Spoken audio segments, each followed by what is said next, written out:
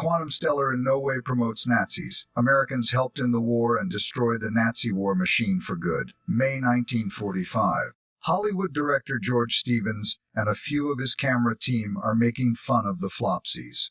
Adolf Hitler is dead, and the Wehrmacht has finally been defeated. A bit of tomfoolery, perhaps to blot out memories of the horrors of Dachau. Stevens is in no hurry to return to Hollywood.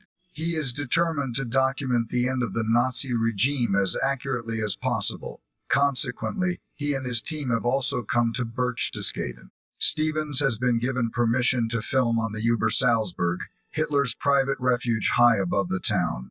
The Berghof is a ruin, a symbol of the demise of a murderous ideology. From the Obersalzberg, Stevens traveled to nearby Austria, first to Salzburg, and then on to Innsbruck, sightseeing in a country which had willingly thrown itself into the arms of the Flopsies. The small camera team also drove to the Brenner Pass on the border with Italy and South Tyrol. The Wehrmacht had laid down its arms in Italy and southern Germany, but not in Austria as a whole, and the Reich government in Flensburg in northern Germany was still refusing to capitulate to the Soviet Union. May 6, 1945, on behalf of Admiral Donitz, Colonel General Alfred Jodl had flown to Reims in France to sign the declaration of the unconditional surrender of Nazi Germany. Kirk B. Lawton, Eisenhower's man for photojournalism in World War II, documented this major event in world history with his amateur camera. Jodl still had hopes of securing a separate armistice with the Western Allies. Negotiations in the Allied headquarters were deadlocked for hours. Headed by General Eisenhower, the Allied delegation resolute German armed forces on all fronts. Jodl hesitated because this was a step he had no authority to take. The British and Americans responded by threatening to start bombing German cities again. To avoid annoying Stalin, a high-ranking Soviet liaison officer had been invited to attend the ceremony. It was only after midnight that the German delegation received a telegram from Donitz saying that Jodl was allowed to sign. At 2009 am on May 1945, U.S. General Walter Bedell Smith, Soviet General Ivan Sulipov, and as a witness, French Major General Francois Sev, all signed the capitulation document. Then it was Alfred Jodl's turn to add his signature. Then the Commander-in-Chief of the Allied Expeditionary Force, Dwight Eisenhower, announced that as of 23:01 hours Central European Time on May 1945, the war would be over. We, the undersigned, acting by authority of the German High Command, hereby surrender unconditionally to the Supreme Commander, Allied Expeditionary Force, and simultaneously to the Soviet High Command, all forces on land, sea, and in the air who are, at this date, under German control. When Joseph Stalin heard of the capitulation in Reims, he was beside himself with rage and demanded that the ceremony be repeated in his own sphere of influence. But the news from Reims had already been made public. As a result, most German soldiers surrendered voluntarily, if possible to the Americans. On May, a cameraman with Special Film Project 186 took these pictures somewhere in southeast Germany. In Tyrol on the evening of May, author Erich Kästner wrote in his diary, Flensburg radio station has announced that Jodl has signed the capitulation document and that it will come into force tomorrow. But the radio station in Bohemia has caught the report of fabrication concocted by the enemy. In Berlin, the Russians claim to have found the corpses of Goebbels, his wife, and their children. Now the radio stations have ceased broadcasting.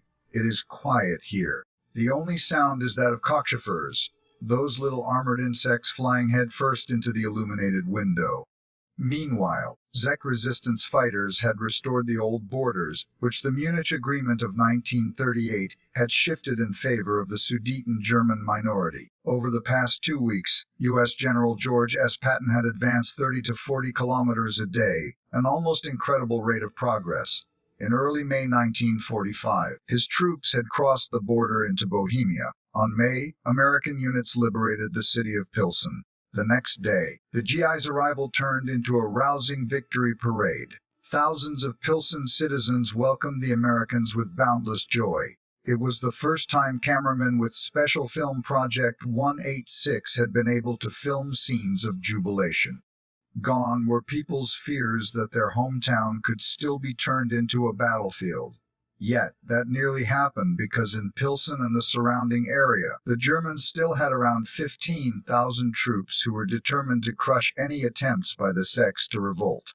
However, the two U.S. divisions which liberated Pilsen outnumbered the Germans, so the German commander, General von Majewski, decided to surrender. At 02:15 on the afternoon of May 1945, he signed the capitulation document and ordered his troops to cease all hostilities. Then, in front of his staff and his wife, Majewski committed suicide. The American liberators remained in Pilsen for 7 months. The occupying Germans left Pilsen forever. 6 years of brutal suppression had left their mark. In March 1939, Hitler's Wehrmacht had broken the Munich Agreement and marched into Czechoslovakia. As part of the Protectorate of Bohemia and Moravia, for years, the people of Pilsen too were at the mercy of German despotism and terror. Around 3,000 Jewish citizens were deported to concentration camps. Right up until Germany's capitulation, Field Marshal Ferdinand Schöner and his troops were entrenched in Bohemia.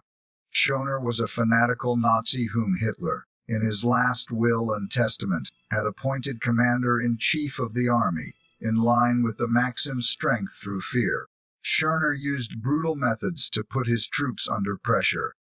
Deserters were hanged from the nearest tree with a sign around their necks saying, "I refuse to protect German women and children." Propaganda Minister Joseph Goebbels commented on this attitude as late as March 1945. Such methods have an impact, of course. At any rate, every soldier in Schöner's combat area knows that he can die at the front and will die at the rear.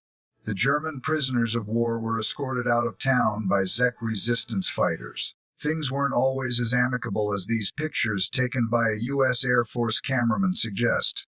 In places where prior to the arrival of the Allies, a vacuum had formed, excessive violence was common. The aggressive mood was fueled by the Czech president in exile, Edvard Beneš, who even before the war was over had said the Germans will be paid back many times over and without mercy for all the crimes they have committed in our land since 1938. The Americans came across the victims of acts of vengeance time and again. It is May 1945, the last day of the Second World War in Europe. The Czechs celebrated their American liberators, but they had nothing but contempt for their former tormentors. The bodies were carted away and buried somewhere. No one in Bohemia shed a single tear for a dead German. The cameraman with Special Film Project 186 took these pictures right on the Soviet-American demarcation line. Before this Wehrmacht officer is allowed to pass the checkpoint, he has to hand over his pistol. A German general surrenders in comfort in a convertible. A U.S. military policeman then drives him to a special prisoner of war camp for high-ranking officers. Anyone who was fortunate enough grabbed a ride on a Wehrmacht trotting for the safety of the West. Among the endless convoy of German soldiers, there were also some trucks carrying jubilant Czechs. At 20:30 on May 1945, Reich President Karl Donat spoke to the nation on the radio. Men and women of Germany, in my address on May, in which I informed you the death of the Führer and my appointment as his successor, I stated that my first task was to save German lives. In order to attain this goal, in the night of the May, I ordered the Armed Forces High Command to declare the unconditional surrender of all fighting troops in all theaters of war. Guns will fall silent. Most of the defeated German soldiers had to make their way into captivity on foot. This is how one soldier remembered May 1945. We were really frightened. All we could think about was what awaited us over the next few days. What would happen to us in Czechoslovakia, surrounded as we were with no way out. Then suddenly, the war was over. The new Führer of what was left of the Reich, Grand Admiral Karl Donitz, announced the unconditional surrender of the Reich and the Wehrmacht. At long last, the war was over. Years of destroying human lives and property were over. But what would become of us Germans now? My life had been preserved, but how would I be able to shape it? Would there be any real possibilities open to me? On May, U.S. President Harry Truman addressed his nation on the radio. This is a solemn but a glorious hour. Our rejoicing is subdued by a supreme consciousness of the terrible price We have paid to rid the world of Hitler and his evil band. The rats were leaving the sinking ship. On May 1945 in Kitzingen near Würzburg, a German war hero allowed himself to be filmed by a cameraman with Special Film Project 186. Together with his squadron, fighter and bomber pilot Hans-Ulrich Rudel had flown out of Bohemia to surrender to the Americans. Rudel was the only member of German armed forces to be awarded the Knight's Cross, with golden oak leaves, swords, and diamonds. He was also a fanatical Nazi. In March 1945, while still in a military hospital after being seriously wounded by Soviet anti-aircraft fire, Rudel appeared on Joseph Goebbels' weekly propaganda newsreel exhorting the Germans to stand firm. This time, it is not about personal sacrifices. We all need to grit our teeth and willingly accept these sacrifices. And in the end, this nation of ours, which up to now has fought so courageously and has indeed gritted its teeth, will achieve final victory. Rudel presented himself to his American hosts as a cultivated individual who, as a soldier, had merely been doing his duty. Rudel spent nearly a year in American captivity. After he was released, he first set up a haulage company. But in 1948, he fled via the Rat Line to South America. In Argentina, Rudolf set up a relief organization for Nazi war criminals and maintained close contact with fascists from Italy and Croatia, who were being searched for worldwide. Rudel ended the war as an amputee, but still firmly convinced that National Socialism had been a good idea. In this respect, he was totally in agreement with Lieutenant General Adolf Galland, who, like Rudel, was a highly decorated fighter pilot. After his release from American captivity, Galland also went to Argentina, where he acted Adolf Galland returned to Germany, while Hans-Ulrich Rudel served the dictators of Paraguay and Chile. In Chile, he occasionally resided in the notorious Colonia Dignidad torture commune. For the rest of his life, Rudel maintained close contact with the new Nazi scene in Germany. The funeral of the Nazi war hero in 1982 turned into a macabre showpiece. Old comrades bade farewell with the Hitler salute. German Air Force jets made a low-level pass over the cemetery, and the mourners sang all three verses of the German national anthem. In London on May, people gathered in the streets to celebrate the end of the Second World War in Europe. In his memoirs, British Prime Minister Winston Churchill wrote, "The unconditional surrender of our enemies was the signal for the greatest burst of joy in the history of mankind." The Second World War had indeed been fought to the bitter end in Europe. The vanquished as well as the victors felt inexpressible relief. Weary and worn, impoverished, but undaunted and now triumphant, we had a moment that was sublime. We thanked God for the greatest of his blessings, the feeling that we had done our duty. On May, Churchill insisted on giving the victory in Europe broadcast himself. It was almost 5 years to the day on May 1940. He had assumed leadership of a national coalition government in Britain's darkest hour. Following defeat in France and the retreat from Dunkirk, Churchill predicted the war against Nazi Germany would cost his people blood, sweat, and tears. His contempt for Hitler knew no bounds. Consequently, VE Day was the biggest triumph of his life. As Churchill drove through London, the crowds cheered him. But barely 2 months later, he suffered a bitter defeat at the hands of the British electorate.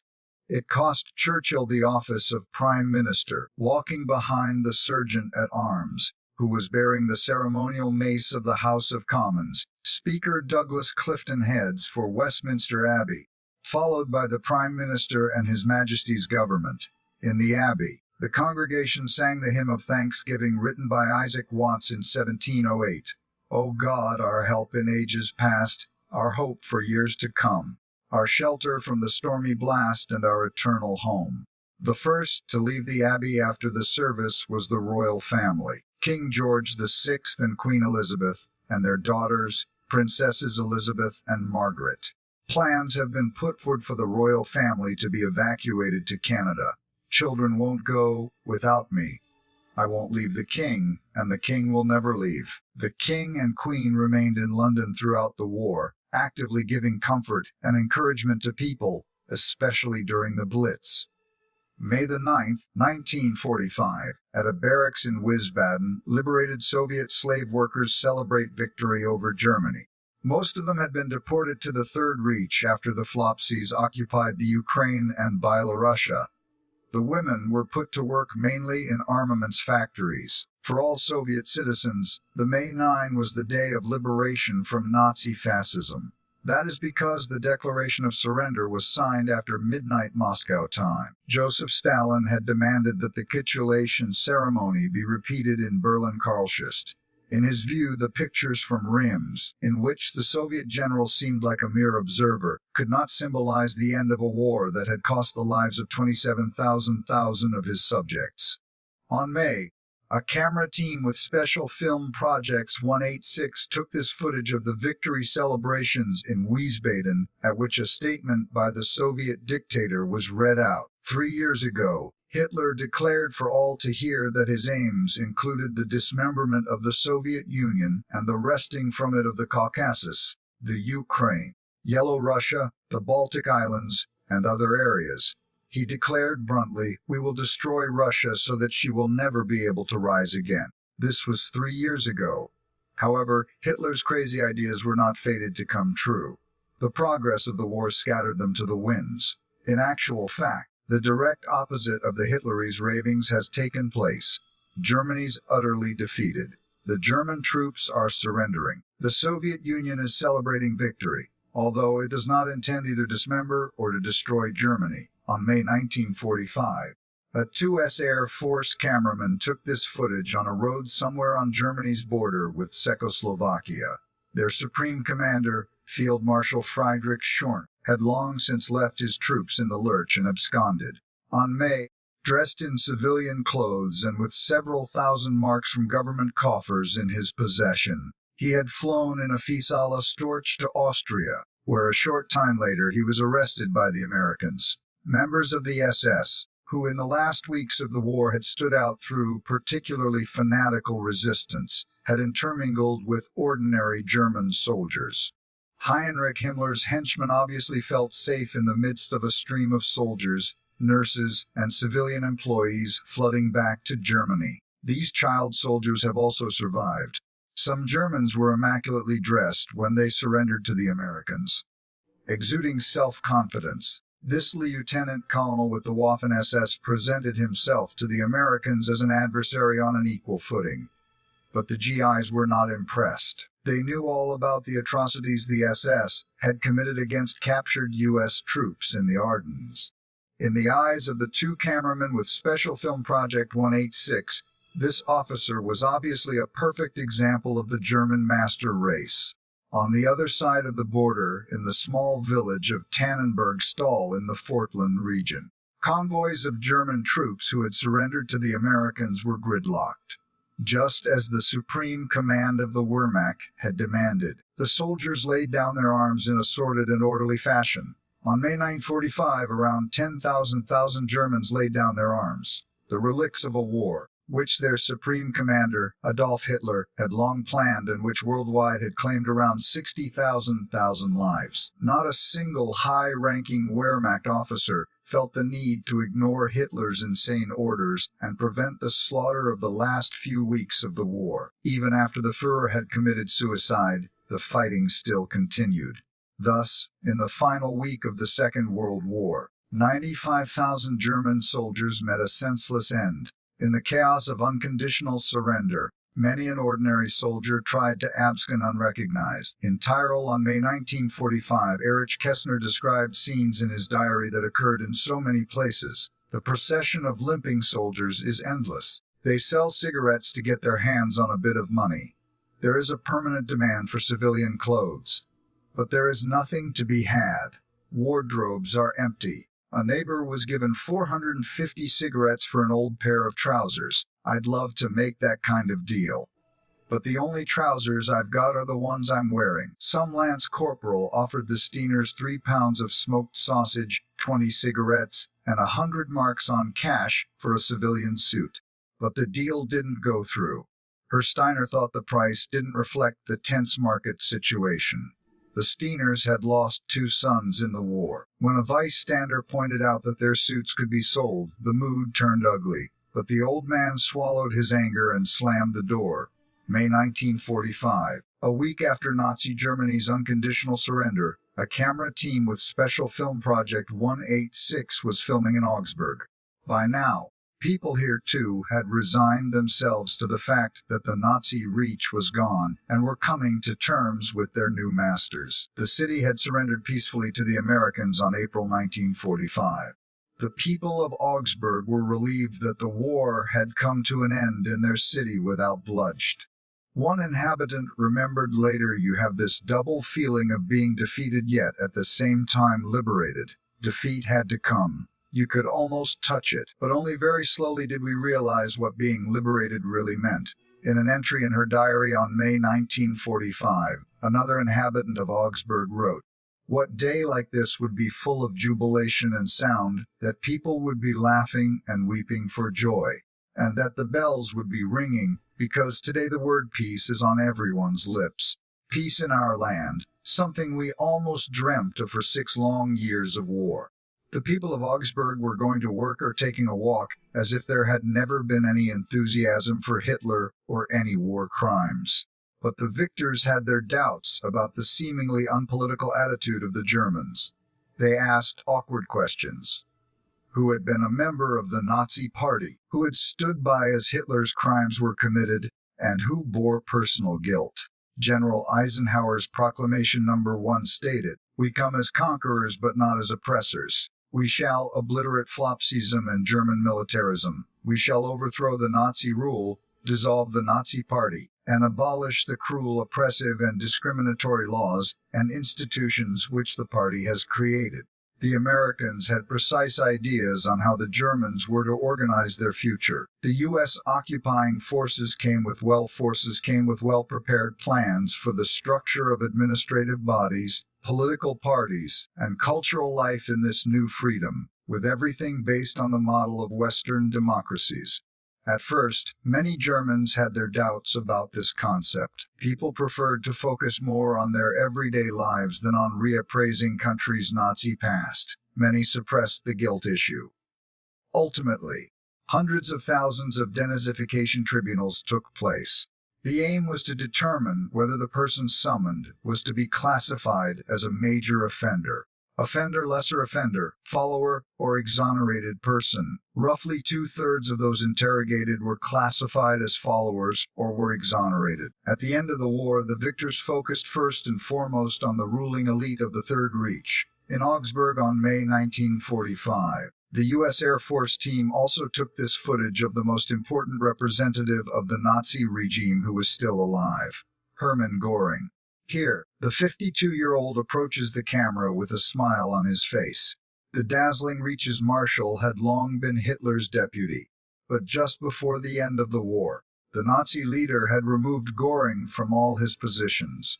Firmly convinced that he would become the Führer's successor, Göring had surrendered to the Americans and been taken to the U.S. interrogation center in Augsburg. After his arrest, Göring is said to have claimed that war was like a football match. At the end, the loser shakes the winner's hand and all is forgotten. With charm and cunning, the prominent prisoner obviously wanted to evade responsibility. Following an improvised press conference, author Klaus Mann, who was working in defeated Germany as an American reporter, had this to say about Göring. "You can't even say that he looked particularly unsympathetic, rather the opposite. In fact, admittedly, his face did display a certain brutality, and there was often a really evil glint in his eye. His overall appearance was that of someone who, despite all the cruelty he exuded, still had a touch of joviality about him. Had I known what was happening in the concentration camps," Göring claimed, "I would have taken vigorous action." Like most Germans, Göring too saw no need to account for the past.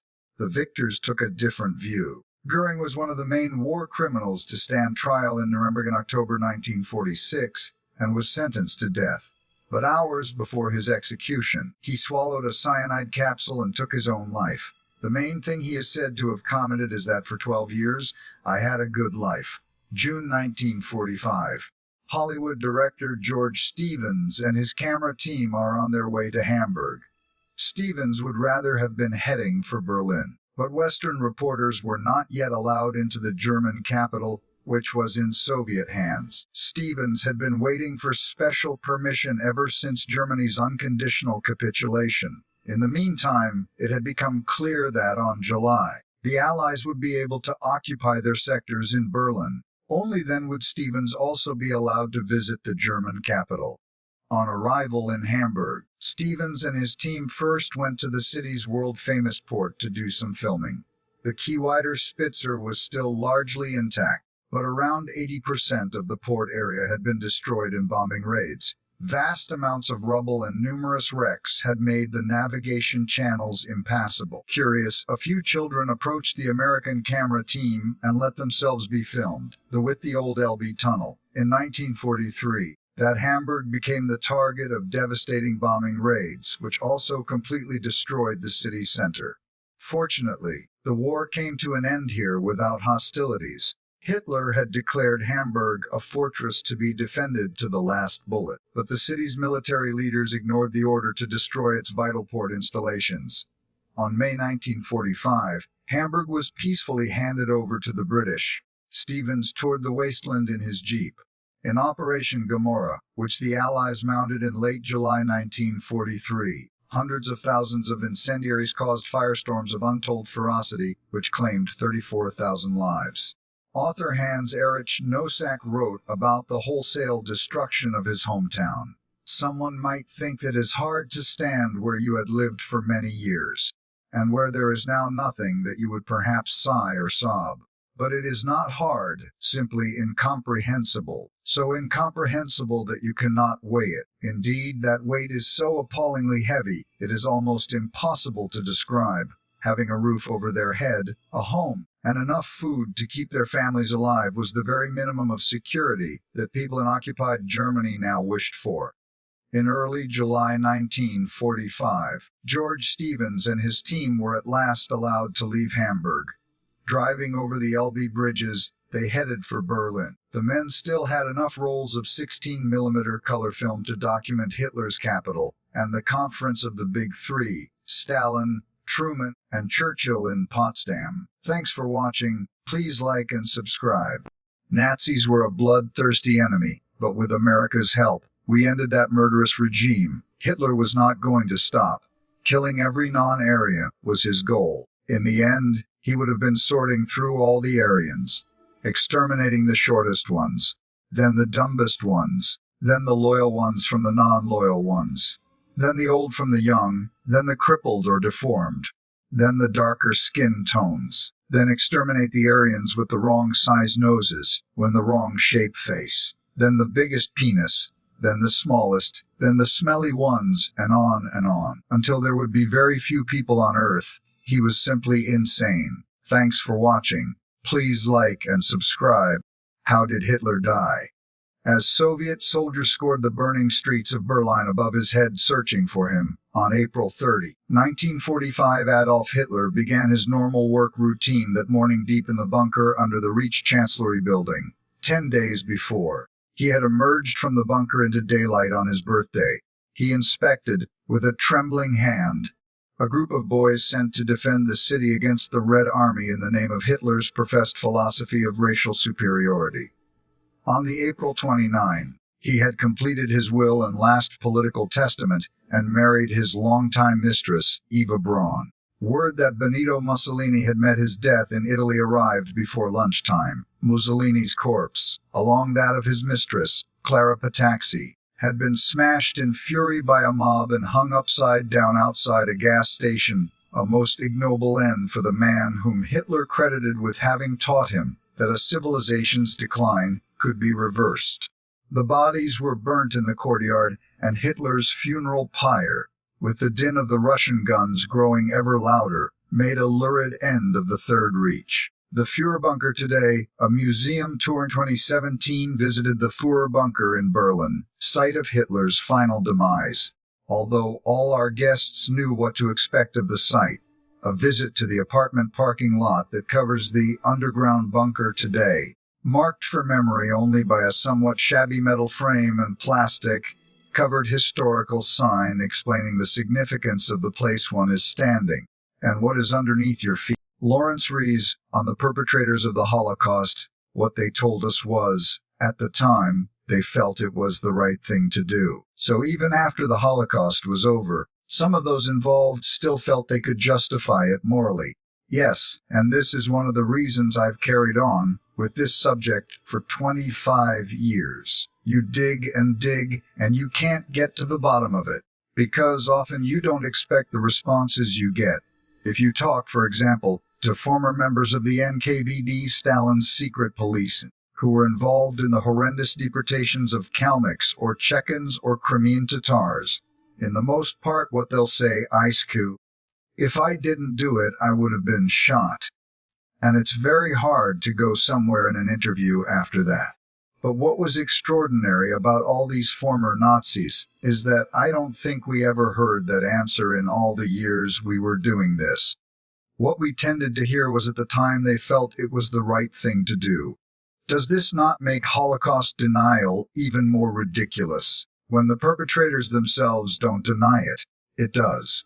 One of the amazing things about Oskar Groening is the reason that he gave us an interview on camera. He was really upset at his stamp collecting club when he came across a Holocaust denier, and it almost felt to him like an attempt to deny his own experience. He said, "Don't tell me it didn't happen, I was there." He spoke out because he was against Holocaust denial. Do you think the Holocaust was the worst crime in human history? I once asked Professor David Cesarani, who sadly died in 2015, this question, and he said that in human history he couldn't think of another case where a leader has decided that one ethnic, religious group will be exterminated down to the last baby, and that he would create, in a short period of time, the mechanistic means to be able to achieve this. Lawrence Rees. The Death Camps, by Matty Fry, overseen by Adolf Hitler from 1941 to 1945. Jews were deported to concentration camps like Auschwitz, Treblinka, and Belzec. According to the Wiener Holocaust Library, prior to this Nazi policy had been to forcibly deport Jews or encourage them to leave. However, doing this for the whole Jewish population was not possible.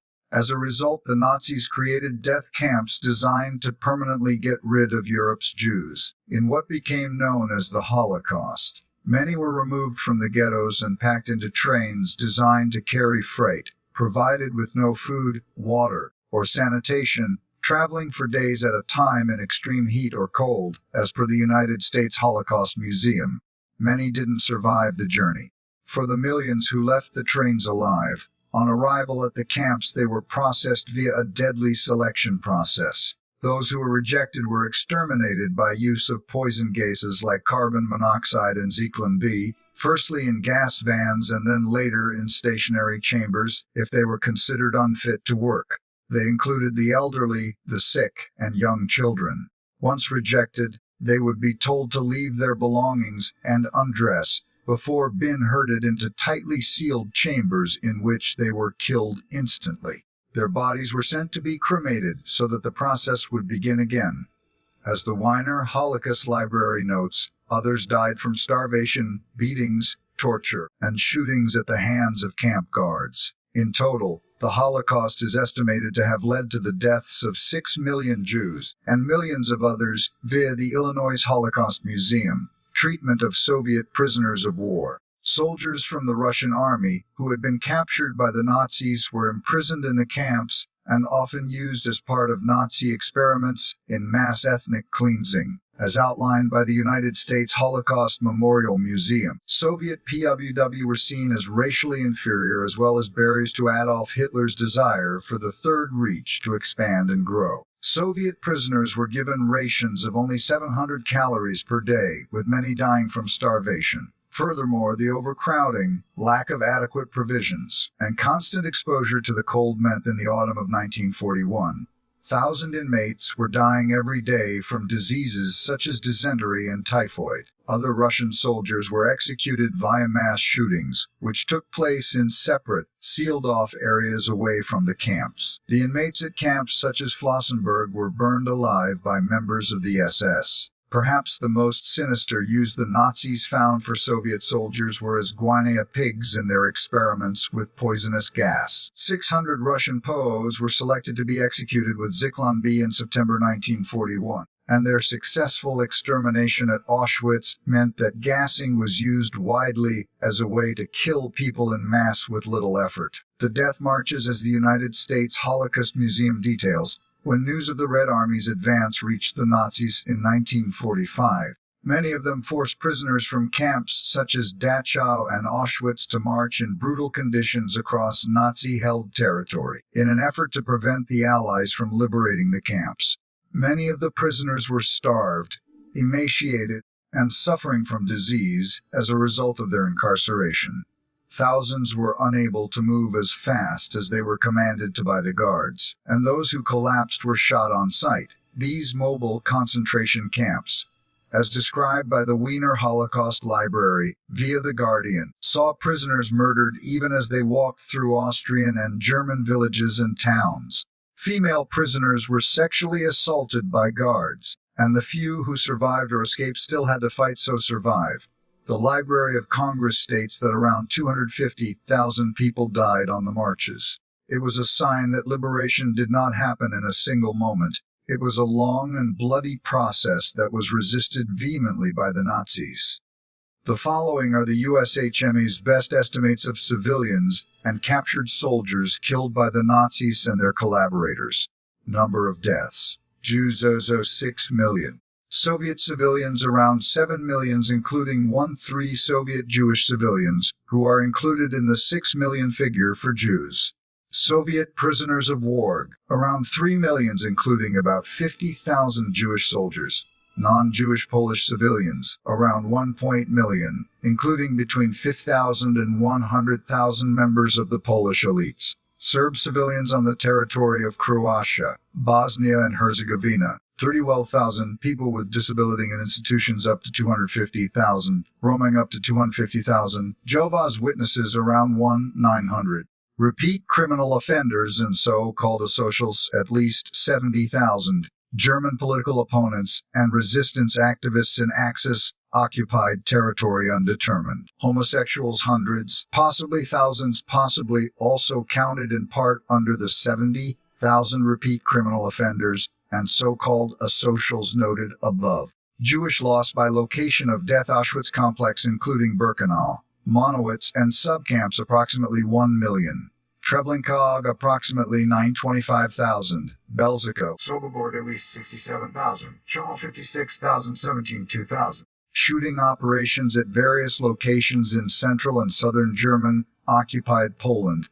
The so-called government general at least 200,000. Shooting operations in German-annexed Western Poland, District Wartheland Key at least 20,000. Deaths in other facilities that the Germans designated as concentration camps was at least 150,000. Shooting operations and gagons at hundreds of locations in the German-occupied Soviet Union, at least 1.3 million. Shooting operations in the Soviet Union. Austrian Czech Jews deported to the Soviet Union, approximately 55,000. Shooting operations and gagons in Serbia, at least 15,088. Shot or tortured to death in Croatia under the Ustade Regiment 3,025. Deaths in ghettos, at least 800. Other, at least 500,000. Other includes, for example, persons killed in shooting operations in Poland in 1939 to 1940, as partisans in Yugoslavia, Greece, Italy, France, or Belgium, in labor battalions in Hungary, during anti-Semitic actions in Germany and Austria before the war, by the Iron Guard in Romania 1940-1941, and on evacuation marches from concentration camps and labor camps in the last 6 months of World War II. It also includes people caught in hiding and killed in Poland, Serbia, and elsewhere in German-occupied Europe. Polish and Soviet civilian figures. With regard to the Polish and Soviet civilian figures, The USHM says historians are unable to distinguish between 11 racially targeted individuals, 2 persons actually or believed to be active in underground resistance, 30 persons killed in reprisal for some actual or perceived resistance activity carried out by someone else, 4 losses due to so-called collateral damage in actual military operations. The USHM does conclude virtually all deaths of Soviet, Polish, and Serb civilians during the course of military and anti-partisan operations had, however, a racist component. German units conducted those operations with an ideologically driven and willful disregard for civilian life. Sources: documenting numbers of victims of the Holocaust in Nazi persecution, U.S. Holocaust Memorial Museum, Holocaust Factsum. Where does the figure of 6 million victims come from?